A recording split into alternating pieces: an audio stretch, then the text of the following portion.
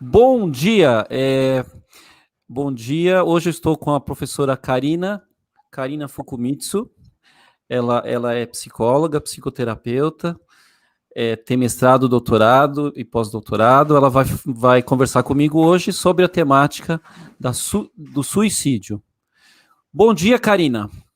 Bom dia, André. Primeiramente, quero te agradecer a grande oportunidade, né, de conversar com você e de ser apresentada a você, pessoa que eu estou, assim, encantada pelo trabalho. Ontem eu dei uma olhadinha no teu canal, né, do teu canal Psicologia e Música, e fiquei absolutamente muito feliz, né, de ter aceito essa oportunidade de conversar com você. Eu que agradeço, viu, Karina? Eu que agradeço. Me conta uma coisa, conta um pouquinho da sua trajetória, né, no lance, como que você foi parar nessa temática.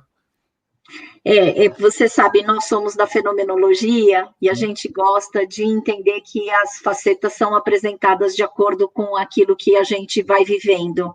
E a minha vida sempre foi direcionada, hoje eu entendo isso, para a missão, né, da área da suicidologia. A suicidologia é uma área que se dedica aos estudos da prevenção dos processos autodestrutivos, e aí, então, infelizmente ou felizmente, a vida a gente não é do jeito que a gente quer, e aí, então, desde os 10 anos de idade, hoje eu tenho 49 anos, eu lidei com essa temática do suicídio pelas tentativas de suicídio da minha mãe. Então, quando eu tinha 10 anos, iniciaram as tentativas de suicídio dela, e que muito do maltrato que nós tivemos, principalmente da minha mãe, quando a gente chegava nos prontos-socorros, a gente ouvia barbáries, assim, a senhora não tentou suicídio, então é melhor a senhora ficar esperando que a gente vai cuidar de gente que quer viver, né? E aí a pior, né, a afirmação que nós ouvimos, né, de profissionais da saúde, né, foi assim, a próxima vez a senhora tenta de um jeito diferente para fazer com que a gente não perca mais tempo com a senhora. Essas frases fizeram com que eu, obviamente com 10 anos, eu não tinha noção do que eu queria ser quando crescesse, né, que é assim que a gente fala. Mas eu prometi, eu me lembro falando assim, eu vou trabalhar com isso para fazer com que isso não aconteça mais com outras pessoas. E eu falava, outras crianças, outras meninas como eu. E aí, então, eu direcionei toda a minha carreira, né, para me tornar uma psicóloga, né? Na verdade, eu tinha dúvida se eu me tornaria uma psicóloga ou uma publicitária, que também era uma outra área que me atraía bastante, mas, assim, felizmente eu escolhi a psicologia e galguei, né, toda a vida acadêmica, toda a minha trajetória acadêmica para levar esse assunto, né, para as lides acadêmicas, porque eu achava um absurdo a gente entender que é só para chamar atenção, que suicídio é uma forma, né, muito de coragem ou de covardia. Isso quer dizer que eu falei, eu quero chegar no âmbito acadêmico para incentivar as lides acadêmicas a gente falar sobre isso. A gente orientar as pessoas, principalmente os profissionais da saúde, a fazerem um acolhimento e uma linguagem, a terem uma linguagem mais respeitosa. E hoje, felizmente, eu tenho, né, essa oportunidade de falar sobre o assunto, de trazer informações e convidar todos os profissionais da saúde a terem uma conduta mais respeitosa em relação a esta pessoa que tenta o suicídio. E também enveredei, né, o meu trabalho para o luto por suicídio, que é o trabalho de pós-venção. De pós-venção. Me conta uma coisa, assim, nas formações, por exemplo, eu na própria medicina, né, eu realmente, assim, eu fui muito pouco preparado em relação a essa temática, tanto na graduação, como inclusive na residência. Realmente, assim, foi uma coisa que eu particularmente tive contato na prática, né, infelizmente eu perdi 3 pacientes, e assim, mas assim, não houve um preparo, eu não tive uma... Como é que você sente isso hoje, assim, em relação às formações na psicologia ou na psicoterapia, em relação ao preparo das pessoas para trabalhar com esse tema? Eu acho que, assim, felizmente a gente tem, né, um crescimento, né, eu faço parte do corpo docente do curso, inclusive, que é promovido pela pelo hospital, né, pela USP, né, Sim, que sim. é organizado pelo Daniel Forte, né, então, assim, o curso, a gente já está na terceira temporada do curso de tanatologia, né, então eu Tanatologia. sou de tanatologia e, assim, esse assunto tem sido realmente trabalhado há alguns anos, então, assim, eu tenho a grata satisfação de fazer parte do corpo docente. Isso quer dizer que, assim, está muito em coerência, né, muito sendo trabalhado, né, na sociedade brasileira esse assunto que eu acho muito importante. Eu sou orientanda e com muito orgulho, né, eu fui orientada pela Maria Júlia Kovacs, né, Sim, tanto no doutorado quanto no pós-doutorado. E eu entendi. assim, me aproximei da Júlia porque eu sempre considerei a militância dela da educação para a morte. Então, André, quando você me pergunta como é que está o cenário, felizmente estamos em crescimento, porque cada vez mais a gente tem cursos, tais como esse que eu falei, e também, por exemplo, eu cheguei num lugar de coordenar, né, a pós-graduação em suicidologia.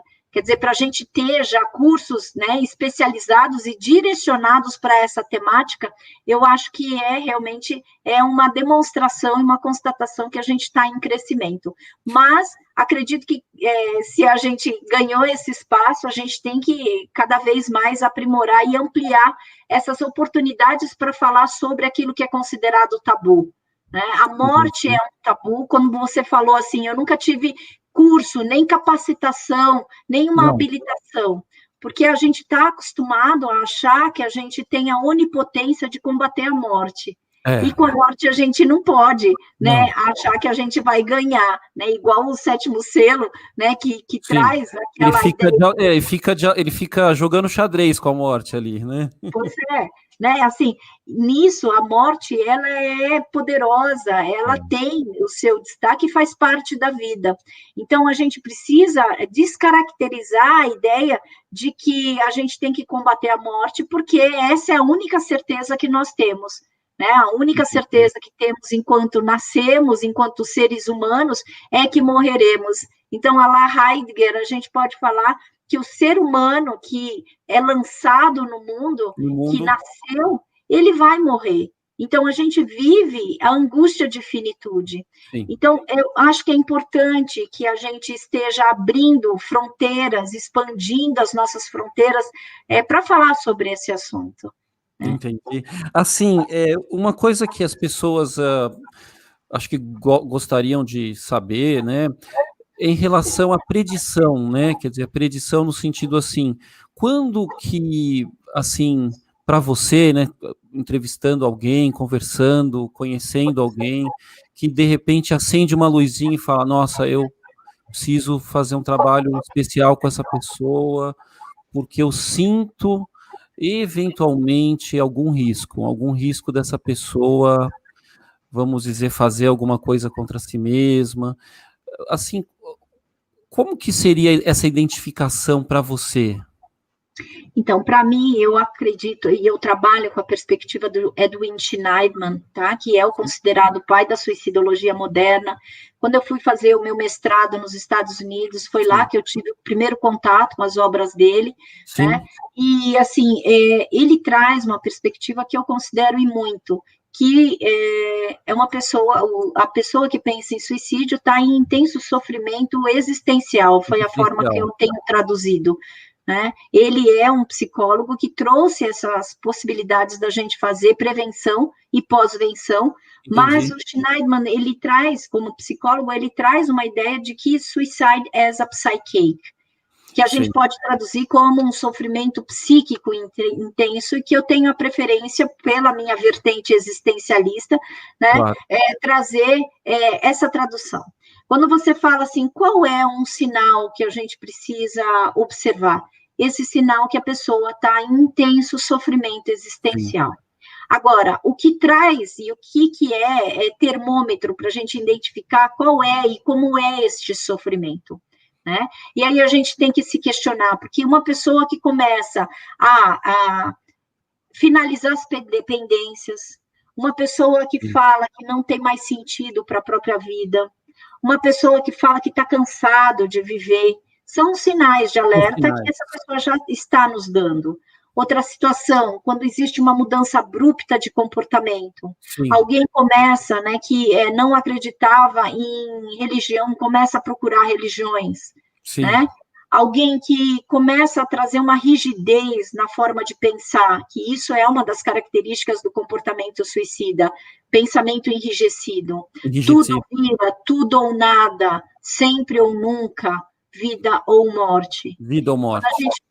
Quando a gente começa a perceber esse enrijecimento, né, na maneira da pessoa se comportar, porque tudo que a gente precisa, né, André, é ter uma certa flexibilidade para a vida, principalmente, e a pessoa não tem, né? Então, assim, o inverso, o contrário dessa flexibilidade é esse enrijecimento na maneira da gente viver, né? Então, esses são os sinais importantes. Tentativa pregressa, esse tipo de coisa, histórias pregressas, talvez chamam atenção. Você sente, assim, as tentativas pregressas como... Isso é assim, uma vez que uma pessoa teve uma tentativa, esse é realmente um sinal de alerta extremamente importante, né? E cai na tua área, principalmente, de uma tentativa prévia de suicídio. Às vezes eu conheço o paciente nessa tentativa. Pois então. E então, a gente entende como um grande sinal de alerta tentativas prévias de suicídio, mais transtornos mentais. Entendi. Isso é 100% de chance, se não houver uma ressignificação de percepção, um trabalho específico para a gente, qual é essa percepção que a gente quer ressignificar e propor, talvez, uma mudança, mas não no sentido de uma mudança comportamental, que isso não acontece tão rapidamente, mas, assim, a pessoa tentar entender onde dói, qual é o problema que ela quer ressignificar, qual é a situação que ela acha que ela quer matar. Isso quer dizer que, então, a primeira pergunta que a gente faz para alguém que fala que quer se matar é o que supostamente a sua morte resolveria. Porque quando a gente tenta, né, fazer essa pergunta, a gente tenta meio que escarafunchar qual é esse sofrimento existencial que a pessoa tem passado, a ponto dela pensar que a morte seria uma das possibilidades. Aliás, a morte é uma possibilidade, como eu falei, e não é nem possibilidade, é uma constatação de que vai acontecer. Agora, o que acontece que as pessoas antecipam aquilo que é a única certeza? Sim. O sofrimento. Então, o sofrimento faz, muitas vezes, com que a gente antecipe aquilo que já vai acontecer, que é a nossa morte. E então, é assim que talvez, é assim que eu tenho compreendido e tenho feito as abordagens em relação ao suicídio e às tentativas de suicídio. Normalmente eu falo para as pessoas assim, olha, a teoria fala, né, que quando a gente tenta e pensa em se matar, não é que a gente quer se matar por inteiro, a gente quer matar aquilo que está provocando sofrimento. Sim. Como é que isso te afeta? Como é que você vê isso? E, normalmente, as respostas são, é verdade, porque, na verdade, eu não quero me matar por inteiro, eu quero matar aquilo que está me provocando um sofrimento intenso. E aí, então, eu proponho, né, a terapêutica no sentido de falar, então, vamos tentar desmembrar ou desconstruir essa ideia de que a morte pode ser realmente uma alternativa e vamos procurar maneiras de você lidar com o seu sofrimento. Tanto é que é do Schneidman essa afirmação que eu gosto muito de falar. O suicídio é um ato definitivo para um problema temporário. Sim. Então, em se tratando de prevenção, você acha que eu preciso me preocupar somente com o suicídio ou ajudar as pessoas a ressignificarem o sofrimento e esse problema que é temporário? Entendi. Né? Então, meu foco de trabalho tem sido ampliar as possibilidades existenciais dessa pessoa, né, para ela solucionar este problema e que não venha a morte como única solução. Você sente que a questão de tirar a própria vida é uma decisão existencial no sentido assim que, eu não sei, eu vou só especular, mas às vezes me vem na mente algo do tipo assim, a pessoa parece que ela está decidindo, ou a pessoa já decidiu, ou ela está em vias de decidir. Você sente que é uma decisão, vamos dizer, momentânea, é um episódio, vamos dizer, impulsivo momentâneo, ou você sente que é uma decisão, vamos dizer, um pouco mais latente, dentro de um processo mais longo? A gente pode falar que existem tipos de pessoas, portanto, suicídios, no Perfeito. plural, e essa foi uma aprendizagem que eu tive com Maria Júlia Kovacs, né, que a gente foi construindo esse saber juntas, e Maria Júlia sempre falou que, assim, existem tipos de suicídios, e eu considero que também, para te responder, a gente não pode nunca generalizar, né? Claro. Porque existem pessoas que planejam o próprio suicídio, isso é fato, mas o que a gente precisa entender que uma das características, outra característica do comportamento suicida é a impulsividade. Sendo assim, mesmo que a pessoa tenha planejado, na hora do desespero, sim, o ato suicida é impulsivo. Porque é como se a pessoa estivesse em estado de extrema ameaça e que pensasse que não vai dar conta dessa situação, portanto, desse problema, e ela, impulsivamente, ela atua, o que a gente chama em psicologia de acting out. Na situação do desespero, e todos nós já vivemos situações que nos ameaçaram e que a gente agiu, na verdade, reagiu, e isso que você está trazendo como a impulsividade, e que a gente atua em nome, inclusive, de se defender e de se preservar. Sim. Então, eu posso entender que esses acting out, ou acting out, né, é uma reação à situação em que a pessoa está vivendo uma situação insuportável. Portanto, ela atua a partir da morte dela, a partir do ato suicida. Entendi. O que a gente precisa sempre pensar, né, André, é assim, que nem sempre aquele que se matou era impulsivo, principalmente nos casos de suicídios planejados. Mas que naquele momento em que a pessoa tenta o suicídio, ela tem uma descarga de adrenalina, obviamente, né? E não por acaso, é muito interessante porque uma das coisas que eu mais trabalho é com pessoas que são socorridas na sua tentativa e chegam nos hospitais e falam, me salva.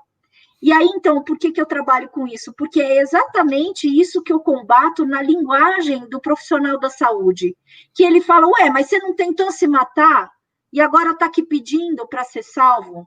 Isso diz respeito à impulsividade, isso diz respeito a terceira característica, que é a ambivalência. A pessoa, na verdade, não queria se matar. A pessoa demonstra que ela queria matar aquilo que estava provocando intenso sofrimento. Isso quer dizer que, então, a gente consegue entender toda essa manobra, né, que a gente precisa adotar no acolhimento, né, dessa pessoa que tentou o suicídio. Então, quando eu falo acolhimento, a minha grande batalha e missão na suicidologia é trazer essa perspectiva de que nós precisamos ter ações, né, em prol do acolhimento desse sofrimento existencial.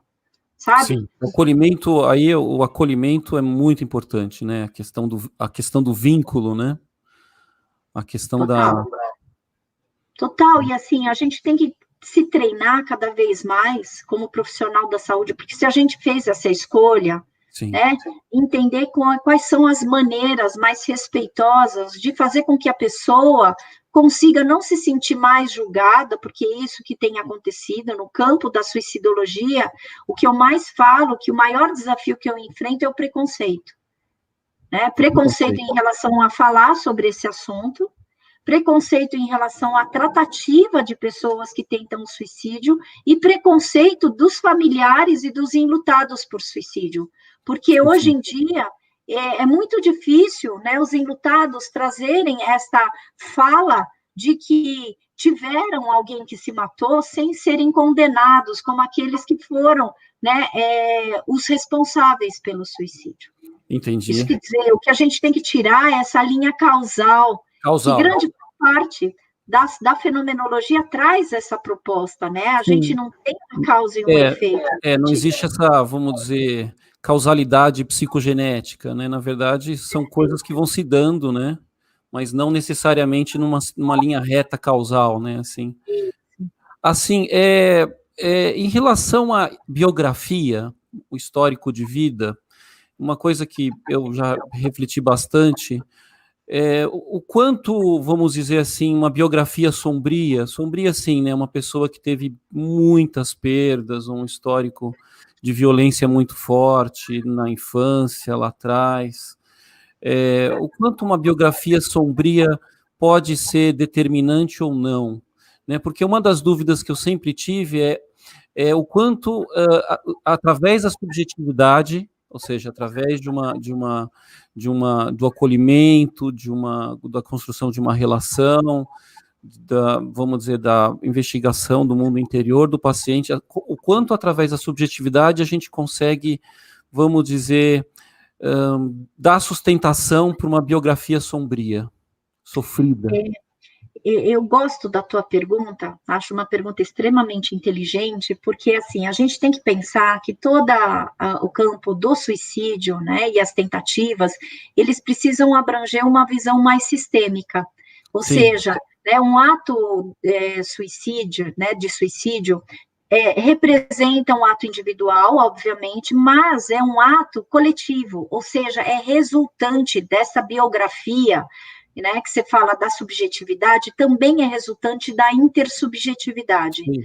Ou seja, muitas vezes, quando eu entendo que a pessoa não quer se matar, mas ela quer matar aquilo que está provocando sofrimento, e o que provoca sofrimento normalmente é decorrente de uma relação, ou, mais precisamente, de uma desarmonia relacional. Isso quer dizer, o quanto que desta biografia subjetiva e individual tem a ver, né, também os impactos de uma biografia intersubjetiva, que essa pessoa foi aprendendo a se sentir fragmentada em virtude das desarmonias relacionais. O que eu estou trazendo aí, né? A gente não fica no lado sombrio da força, né, e da nossa existência de uma forma solitária. A gente não nasce somente com a sombra.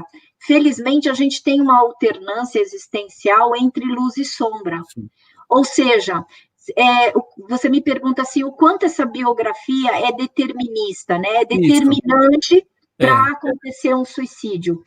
É influenciadora, não determinante. Não determinante. Porque, como a gente trabalha, eu pelo menos e você, trabalhamos com essa linha não causal, seria extremamente desesperançoso trabalhar com a ideia que aquele que tem uma biografia sombria não vai poder ter a luz. Claro. E aí, assim, eu trabalho muito nessa consciência. É óbvio que a gente vai se machucando com as nossas histórias e com as fragmentações. É óbvio que a gente vai se frustrando ao longo do nosso desenvolvimento humano. Mas é óbvio que a gente pode se machucar e também pode se nutrir a partir do momento em que a gente se dá uma chance. E aí, quando eu falo se dá uma chance, aparece uma outra perspectiva que é na relação e no vínculo com pessoas nutritivas que a gente consegue lidar com aquilo que é tóxico. Sim. Ou seja, por meio das segundas chances que a gente dá, através da biografia sombria, porque considerando que a gente não é só a sombra, mas a gente tem chances de lidar com a luz, buscando ajuda de pessoas que nos nutrem. Claro. Então, eu tenho muita fé nisso, sabe? Porque todos os meus trabalhos com os meus clientes que tentaram o suicídio, né, que são impactados pelos suicídios de alguém, né? Então, portanto, são os enlutados. Eu trabalho assim, você está com uma ferida grande, você está em carne viva. Isso quer dizer que a gente já tem um histórico, né, de muitas fragmentações, portanto, de locos que você ocupou nesse desalojamento de quem você é. Né? E eu também tenho um artigo que eu falo suicídio do desalojamento de si para o desertor de si mesmo. Entendi.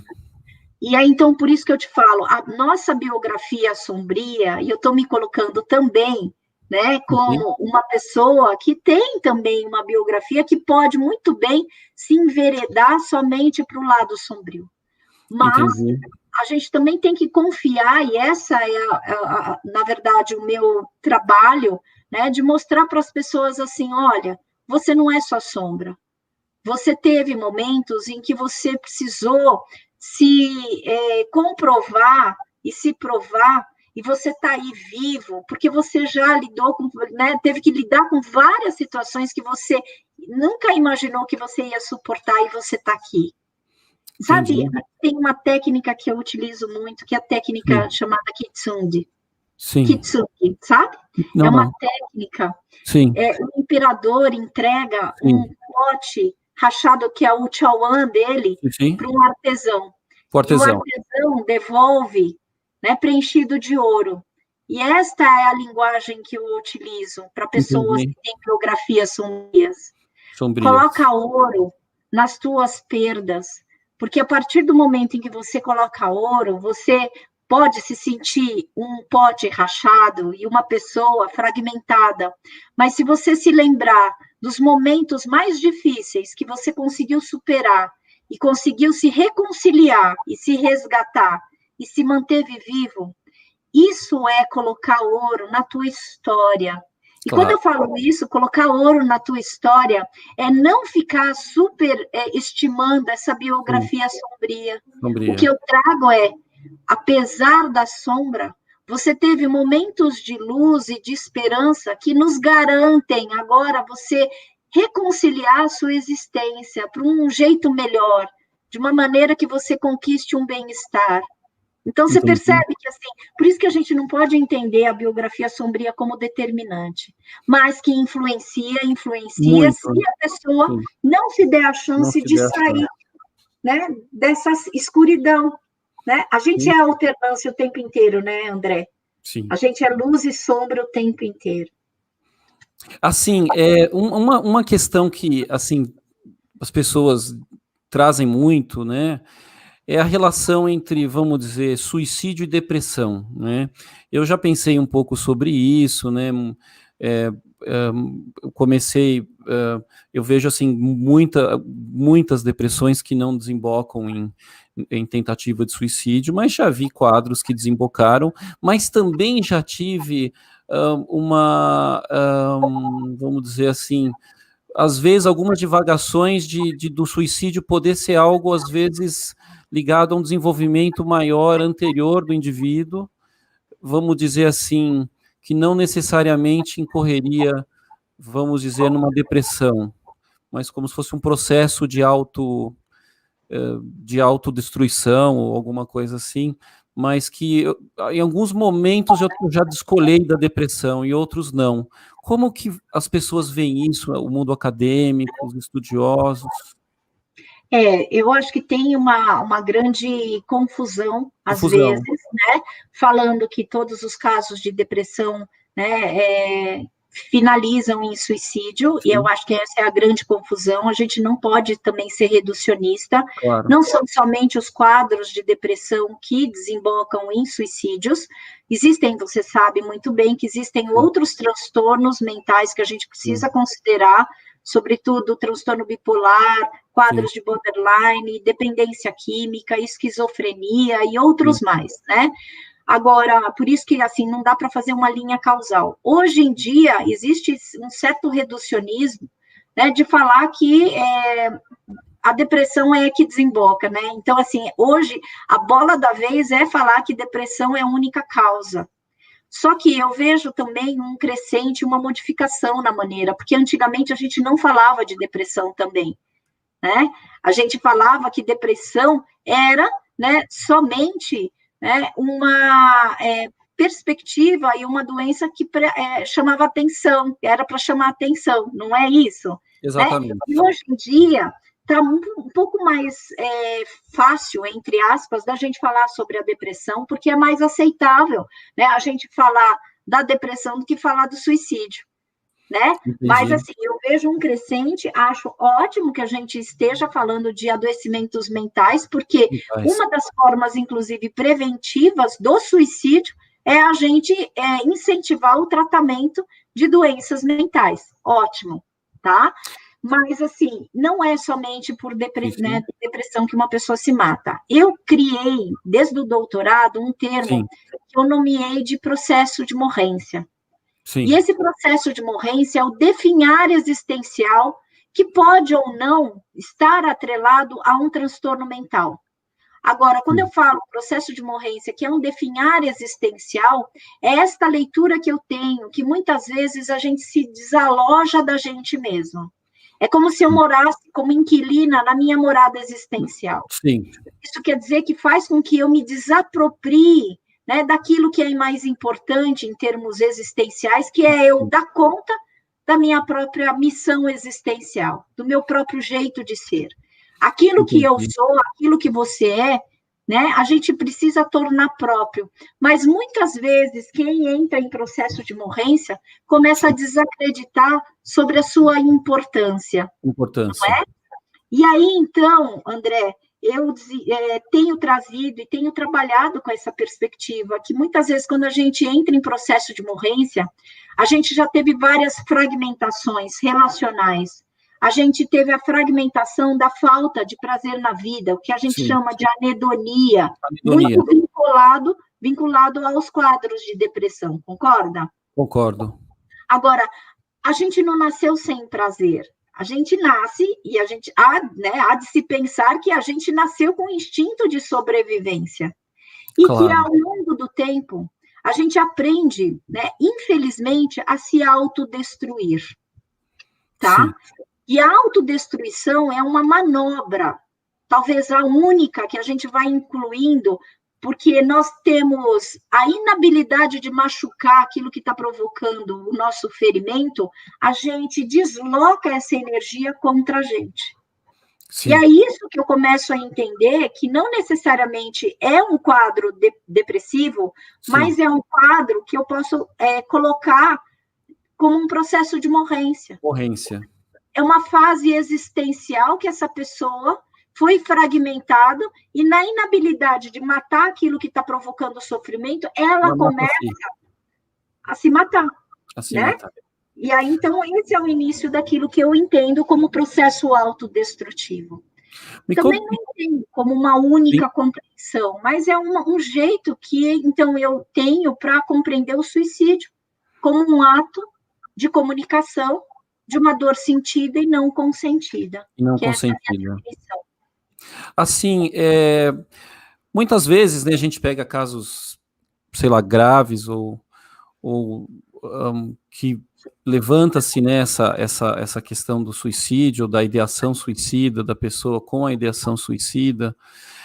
Como que você vê o manejo com a família, né? Eu tenho muitas vezes tentado ter uma abordagem sistêmica, né? Assim, é, então muitas vezes, e por não ser, vamos dizer assim, necessariamente o terapeuta individual nessa situação, por ser, vamos dizer, entre aspas, o médico, vamos falar assim, eu acabo tentando construir vamos dizer, uma situação sistêmica melhor, assim, no sentido de, bom, eu percebo que aquele membro da família é mais aberto, tem uma escuta razoável, aquele outro membro tem uma ambivalência muito grande, eu preciso proteger, talvez, em relação àquele outro membro, trabalhar o outro membro. Eu acabo transformando, muitas vezes, isso numa terapia familiar, assim. Como que você vê isso, assim, no sentido, assim, é, do, do suicídio? Não sei se, de repente, esse pode ser um paciente identificado do sistema também, eu não sei como... Eu fico muito feliz em ouvir, né, a terapêutica que você adota, sabe? Porque é a mesma, muito parecida com a que eu adoto. A gente nunca pode deixar aquele que tentou o suicídio ser o bode expiatório, Bode expiatório. né? Então, assim, normalmente eu trabalho também nessa perspectiva, principalmente quando há uma tentativa de suicídio e quando o meu paciente, cliente, ele sai do hospital, né? Eu peço para que a família vá para o meu consultório, Sim, para eu tentar entender qual foi o sim, impacto e o que é. Se eu entendo que é um ato de comunicação, eu sim, sempre peço para que todas as pessoas que podem estar lá, porque a gente sabe que nem toda a dinâmica familiar é fácil, né? claro. Mas, assim, aqueles que puderem estar lá na sessão logo após a recuperação, na verdade, ele sai do hospital, eu vou, e também na tentativa de suicídio, também não é incomum eu visitar o meu cliente que tentou o suicídio, e eu faço a abordagem da família lá na tentativa, porque uma das coisas, no ato da tentativa, na situação da tentativa, eu também faço a orientação. É muito comum para os familiares ficarem perguntando para aquele que tentou o suicídio, por que você fez isso? Isso, por que você fez isso? Eu falo assim, neste momento, porque soltou a adrenalina, porque ele teve a tentativa, ele está num grau absolutamente de confusão mental. Ele não vai responder por que ele tentou, porque nem ele sabe. Na verdade, essa resposta nunca vai chegar, porque vai ser uma elucubração. Claro. O que a gente tem que entender é que o ato suicídio é um ato de comunicação que a gente vai no tratamento, portanto, nesse momento em que os familiares e esse paciente volta para o nosso consultório, né, para o atendimento, ou volta, né, para essa sensação de um pouco de lucidez maior, você fala, agora é a hora da gente tentar entender as motivações, não a causa, mas as motivações do seu grande sofrimento que fez com que você tentasse o suicídio. Então, eu acho muito bacana quando você trabalha de uma forma sistêmica. Primeiro, com o objetivo de não tornar aquele que tentou o suicídio bode expiatório. Claro. Segundo, qual é esta comunicação que não pôde ser colocada em vida e que apareceu na tentativa de suicídio? E isso impacta, porque o que a gente faz esse trabalho, André, é quase um trabalho de mediação. Sim. Né? Para incentivar a comunicação nessa família. Porque certamente alguém que tenta o suicídio quis comunicar alguma coisa que ela sentia que não conseguia comunicar em vida. Então, uma vez que essa pessoa não morreu, né, a gente vai ter que aprimorar essa forma de comunicação no sistema familiar. E aí, então, esse é o trabalho. Quando você fala, é quase uma terapia familiar, sim, porque a gente tem que ter essa perspectiva. Como é que essa pessoa também vai ter uma melhora em termos de tratamento? Se ela está num sistema doente, num sistema disfuncional, né? Que se, às vezes, a própria família é fator de risco, não é? Claro. Porque a gente sabe que, assim, existem dificuldades relacionais, né, que, às vezes, a pessoa não é tão nutritiva e é essa pessoa que nos faz mal. Sim. Agora, está dentro de casa, né? Às vezes a gente tem um elefante dentro de casa que a gente não pode se libertar facilmente. Pronto, sair de casa. Não é assim, né? Então, a gente vai trabalhar com o nosso paciente tentando ajudá-lo a se fortalecer, inclusive para lidar com o elefante branco que tem dentro da casa dele, né? Exatamente, né? E, na verdade, conseguir até dar uma leitura, ajudar o paciente a fazer a leitura da situação, né? No sentido de compreender essa situação, esse contexto todo, né? Eu acho que isso, assim, o que a gente começa a atuar é facilitar as comunicações, aprimorar e incentivar que as comunicações entre família, né, aconteçam, e entre pessoas. Né? Porque se eu entendo que é quase como se fosse, porque com o suicídio existe, né, o calar, né? Na verdade, o suicídio cala todo mundo, cala porque a gente se sente impotente, é um nunca mais, então é assim, esse ponto final que acontece. Agora, quando a pessoa sobrevive a uma tentativa de suicídio, porque inicialmente é uma sobrevivência, porque ela, apesar de querer se matar, ela está viva, e muitas vezes eu ouço pacientes falando, viu, Karina, olha, nem para me matar eu consigo, e aí eu falo, não, isso é um grande,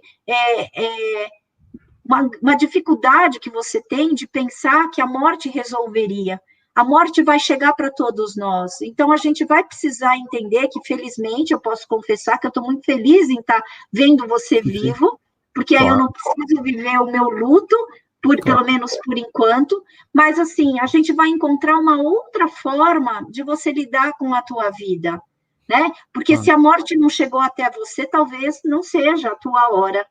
Isso eu também trabalho muito, sabe? Porque assim, a hora da nossa morte, todos nós temos uma senha, né, André? Sim. Não é? A gente Chega um tem, só momento. que às vezes a gente não sabe o número da senha, quando que ela vai chegar e como vai chegar. Então, a morte, ela vem como um maior desconhecimento possível da nossa vida, da nossa existência. Agora, nos casos de suicídios, a pessoa tenta antecipar essa senha, né? E aí a gente tem que falar assim, olha, a senha ainda não chegou, porque você acabou de tentar, né? Isso era uma coisa que eu falava muito para minha mãe. Sim. Você tentou inúmeras vezes e a Inúmeras morte vezes. não chegou até você. Calma, a hora da sua morte vai chegar. Vai Mas chegar. enquanto não chegou, vamos procurar um jeito diferente de você viver de uma maneira com mais qualidade, sabe? Claro.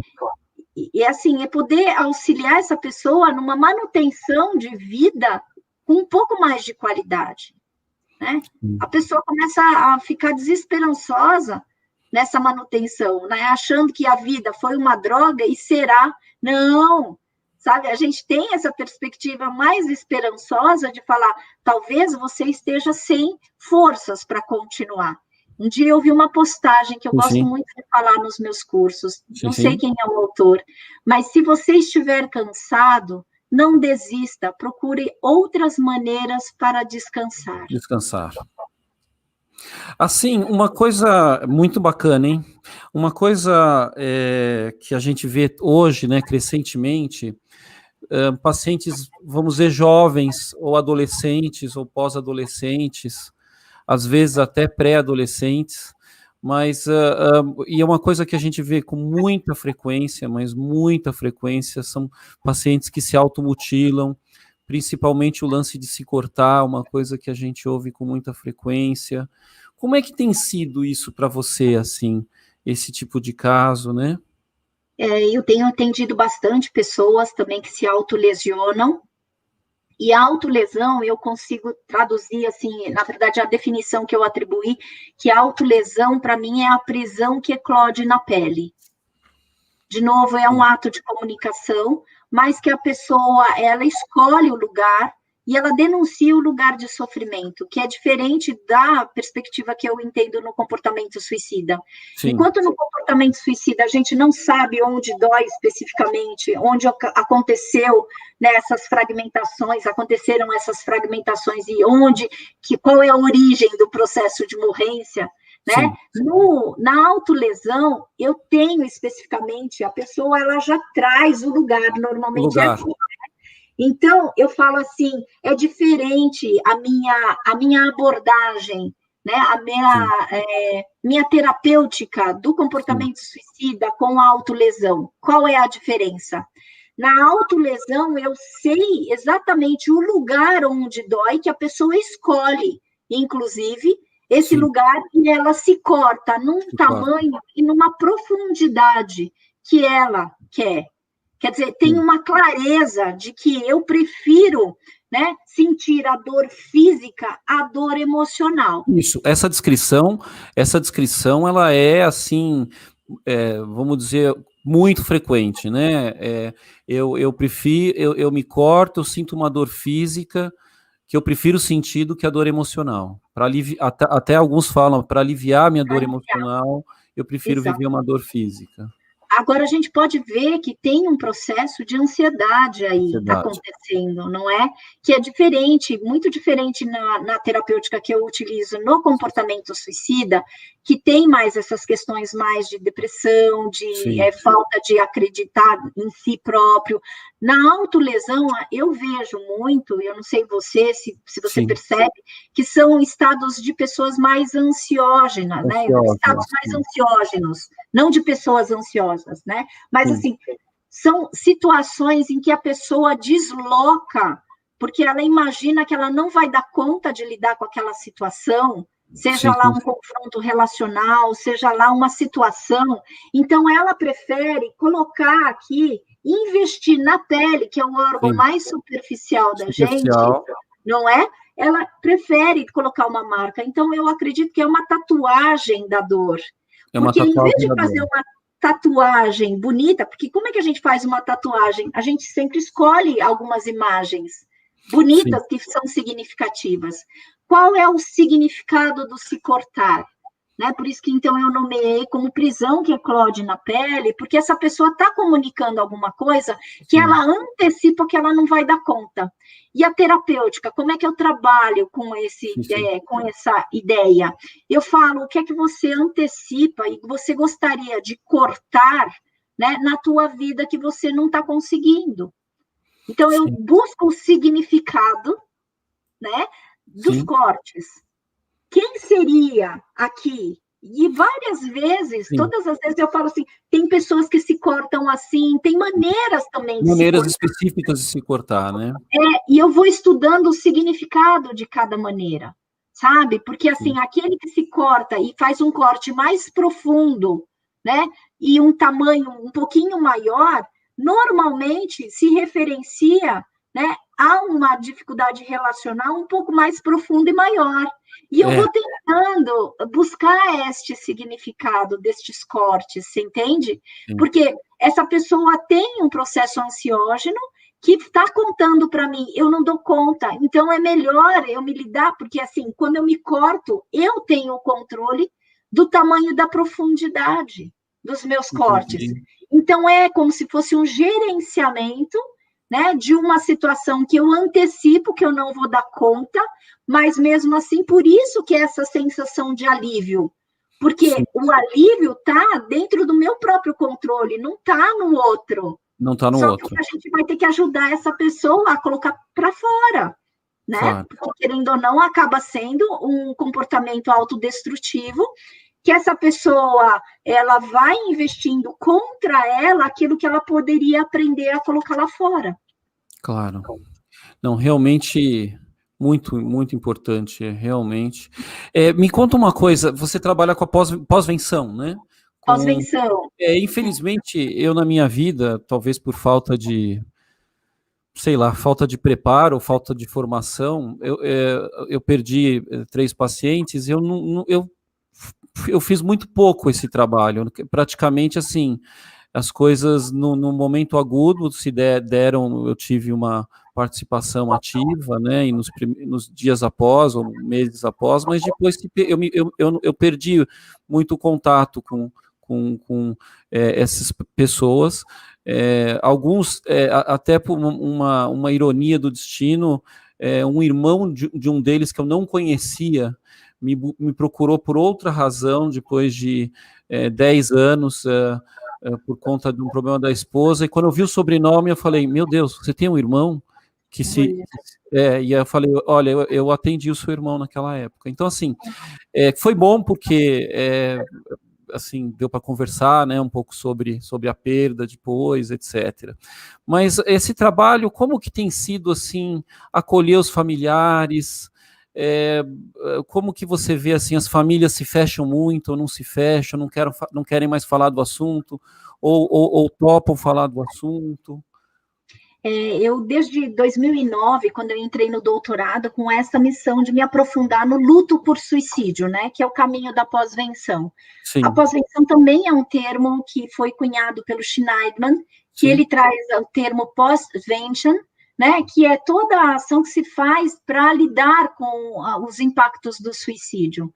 Eu cada vez mais tenho me embrenhado, como eu falei para você, então, desde 2009, quando eu entro no doutorado, para pesquisar como é que é esse luto por suicídio? E esse luto por suicídio é diferente dos outros tipos de lutos causados por outras mortes. Por quê? Porque envolve essa questão da vergonha, envolve muito essa acusação e envolve uma certa impotência versus onipotência que acontece no campo da suicidologia. entendi. O suicídio é a única morte que a gente acha que a gente poderia mudar o desfecho.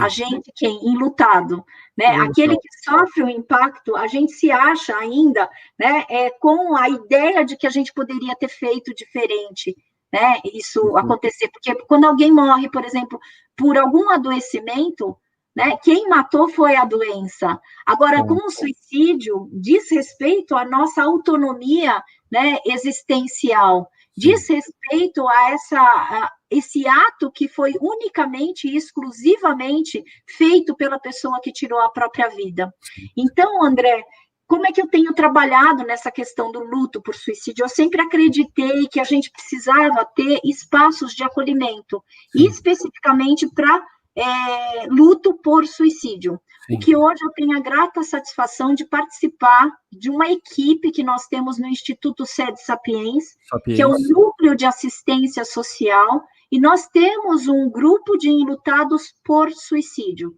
que Sim. acontece toda última terça-feira do mês, uma vez por mês, sempre na última terça-feira do mês, tá? E aí a gente acolhe, é um trabalho de acolhimento para propiciar, né, esse encontro das pessoas que foram impactadas por suicídio de quem eles amavam. É um grupo, é uma terapia, vamos dizer, uma sessão em grupo, uma sessão individual? Então, é em grupo, na verdade, não é terapia, é terapêutico, né? Porque assim, a gente não oferece o trabalho de psiquiatria nem de psicoterapia, embora a gente acompanhe, né? Então, assim, eu acredito muito nos trabalhos grupais. Sim. Eu sou uma das pessoas que assim, acredita mesmo, porque é com o outro que a gente se machuca, mas é com o outro que a gente se nutre. Lembra da questão da biografia sombria e a biografia de luz. Então, esse grupo é uma oportunidade de pessoas, né, que sofreram o impacto por suicídio de alguém que eles amam, estarem juntos, para falarem, inclusive, sobre os sentimentos, porque é diferente mesmo, sabe? E existe uma necessidade, inclusive, de preservar que seja somente luto por suicídio, porque não é que eu estou desmerecendo outros tipos de luto, mas, assim, existem especificidades que, assim, a pessoa, ela, às vezes, que é enlutada, ela fica com um rótulo, né, e com a sensação dela estar sendo acusada por não ter, né, feito com que a morte por suicídio não acontecesse. Sim. Agora, quando você ilustra isso que te aconteceu com o irmão do teu paciente que se matou, e que depois, anos depois, você recebe o irmão dele, é um trabalho de pós-venção. Porque quando vocês conseguem digerir, conversar sobre esta morte, esse é o trabalho de pós-venção que é necessário, porque muitas vezes, né, o suicídio, ele traz um silenciamento, e esse silenciamento, ele aumenta esse sofrimento humano. Então, por isso que é a importância da gente ter lugares e criar espaços para que esses enlutados possam digerir o indigesto, isso é verdade, né? Como é que você vai... Na verdade, o processo de luto não é um processo que se finaliza, né? Eu também tenho essa crença, mas, assim, a partir do momento em que a gente vai olhando outras perspectivas, conhecendo outras pessoas, a gente se sente menos solitário.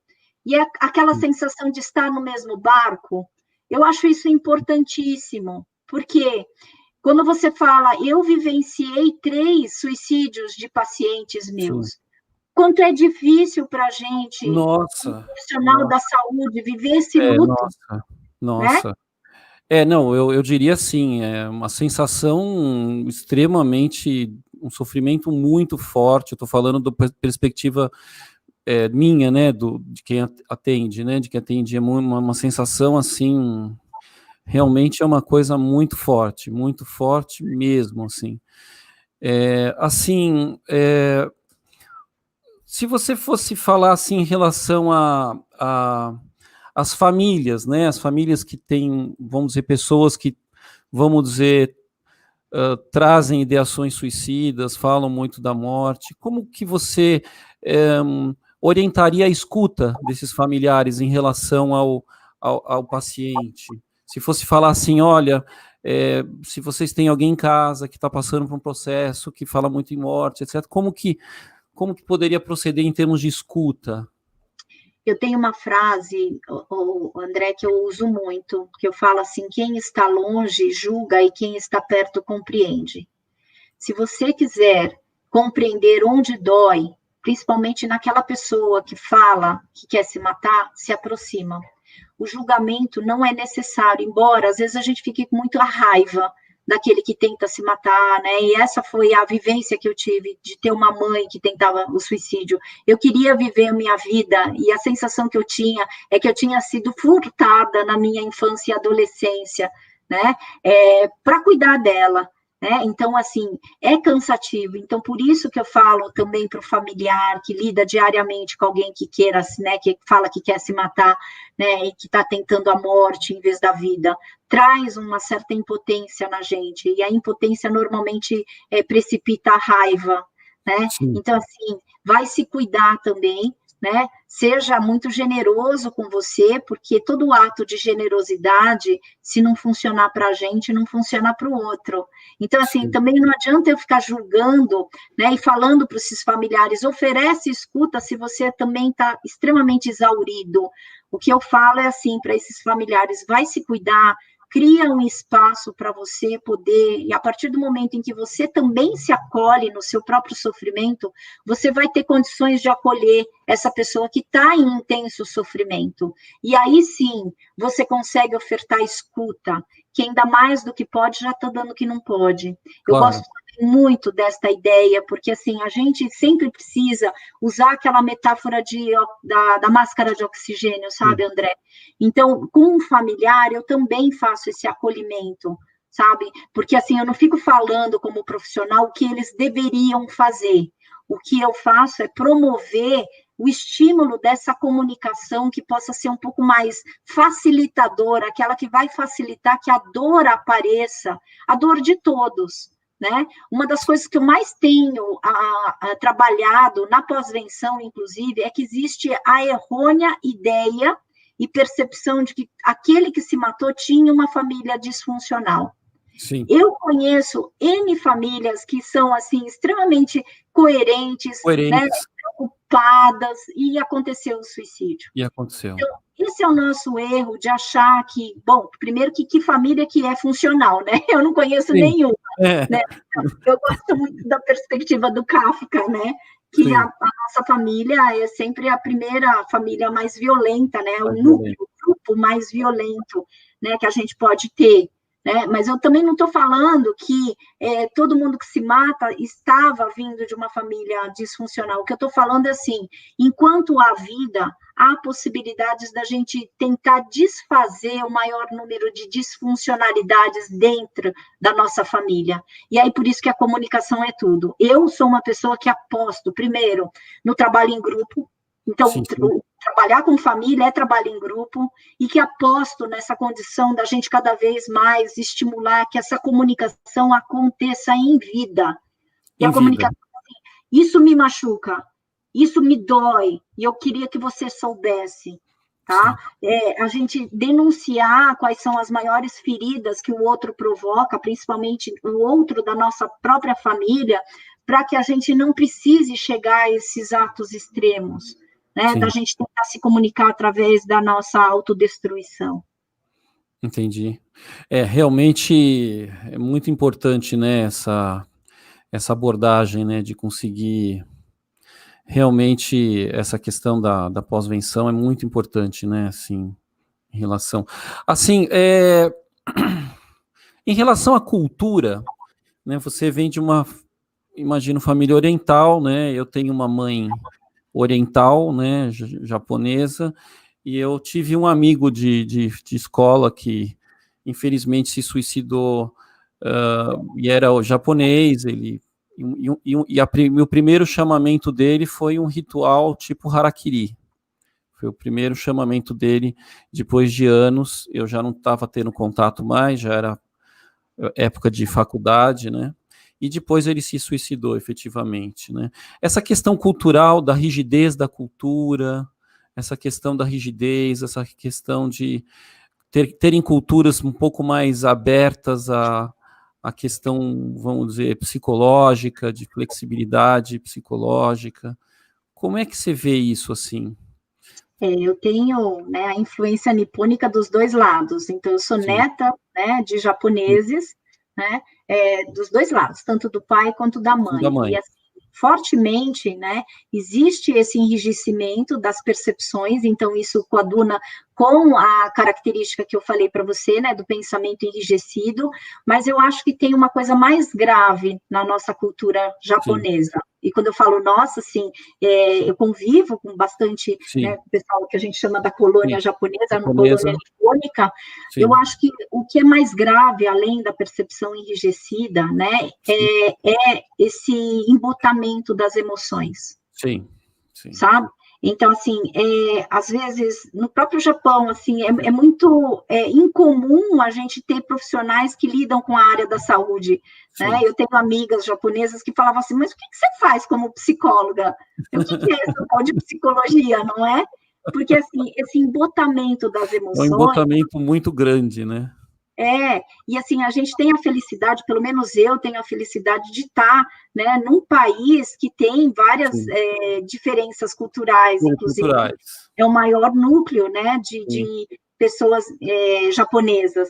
sim, Mas, assim, a gente tem uma certa mistureba, né, com sim, várias outras raças, outras, né, nacionalidades, que fazem com que a gente tenha um menor embotamento. Eu sou uma sim, japonesa muito atípica, né, eu falo sim. alto, eu falo com as mãos, eu falo palavrão, sou casada com um baiano, né, então, assim, eu aprendi na diferença a fazer a diferença. Agora, André, eu acredito sim que existe também uma questão cultural nos Sim, aspectos do suicídio, quando você traz, porque a morte para a gente, na cultura japonesa sim, principalmente, é momento de honra, sim, sabe? Então, assim, a gente também tem uma percepção de que, ainda, principalmente nas situações de harakiri e dos sim. kamikazes, Os a gente tem kamikazes, aquilo que a gente chama de o suicídio, que é um suicídio em nome de uma honra. de uma honra. Aí a gente precisa entender que aqui no Brasil a gente tem uma mudança, mas assim, não por acaso seu amigo se mata com Sim, essa ideia do harakiri sim. que Vou traz, recomeçar, vou propiciar um recomeço. pois é, É, Então, assim, culturalmente a gente tem essa perspectiva, mas, sim, assim, eu acho que na questão cultural japonesa, principalmente, a gente tem que considerar esse embotamento de afetos que a gente afeto. cada vez tem mais é que estimular as pessoas a falarem. Eu fico muito feliz quando eu encontro um colega japonês Sim, na área, né, da psiquiatria, da psicologia, porque eu falo, sim, gente, a sim, maneira como a gente lida com a afetividade, com as emoções, é muito assim de preservar. Japoneses não gostam de dar trabalho, não sim, não gostam de gosto. ficar comunicando, né? Sim, Essa sensação de vitimismo. Então, sim, quando eu atendo pessoas da colônia, né, eu sempre trago essa perspectiva e pergunto se isso faz sentido, né, na abordagem, inclusive, na maneira como essa pessoa lida com as emoções. Muitas vezes a entendi. gente precisa se tornar guerreiro, também é uma outra, sabe, porque assim, tipo kamikaze, sabe, os Sim, samurais, a gente tem muito sim, essa coisa de que tem que honrar, porque também a sim. gente vem de um histórico de uma terra que sofreu a Sofreu muito, bomba, né, que sim, sofreu muito, vários, e sofre ainda, porque, assim, são vários recomeços acontecendo, e, assim, sim, nisso eu tenho muito orgulho, só que esse sim. orgulho não pode se tornar Claro, autodestrutividade, né? claro. Muito interessante. Olha, a live está ótima, muito obrigado. Eu queria te agradecer de coração ter feito, tá fazendo essa entrevista, essa conversa. Muito obrigado. Espero que as pessoas que estejam assistindo tenham gostado. E vamos marcar novas conversas. Fica sempre à vontade, né? Vamos sim. E eu Nossa, eu queria te adorei agradecer você, muito, viu? adorei você, você me convidou pelo LinkedIn, eu fiquei Sim, tão, assim, emocionada de ser sim, procurada por alguém, e, sim, assim, sim, foi uma boa surpresa, viu, sim. André? Muito Então, obrigado. assim, seja bem-vindo à minha vida, a gente vai, sim, continuar esse contato, e muito obrigada pela oportunidade de estar aqui com você hoje. Obrigado. Só um minutinho.